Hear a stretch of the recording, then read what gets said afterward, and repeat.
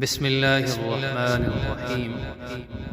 آج کا جو ہمارا وظیفہ ہے اس کا نام ہے قبولیت دعا کا مجرب قرآنی وظیفہ۔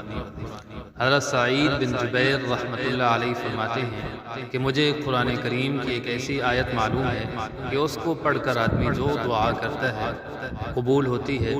پھر یہ آیت تلاوت فرمائی: اعوذ باللہ من الشیطان الرجیم، بسم اللہ الرحمن الرحیم، قل اللہم فاطر السماوات والارض عالم الغیب والشہادة انت تحکم بین عبادک فیما كانوا فیہ یختلفون۔ آیت کریمہ کا ترجمہ سماعت فرمائیے۔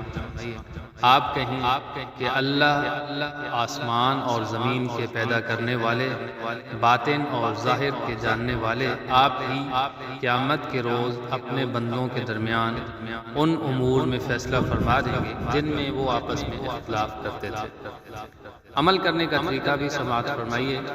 دعا کے لیے ہاتھ اٹھانے کے بعد اول حمد و ثنا کریں، اس کے بعد درود شریف پڑھیں اور مذکورہ آیت کو پڑھیں، پھر اپنی مطلوبہ دعا مانگیں، انشاءاللہ دعا قبول ہوگی۔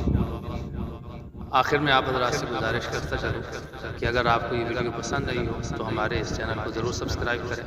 جزاک اللہ۔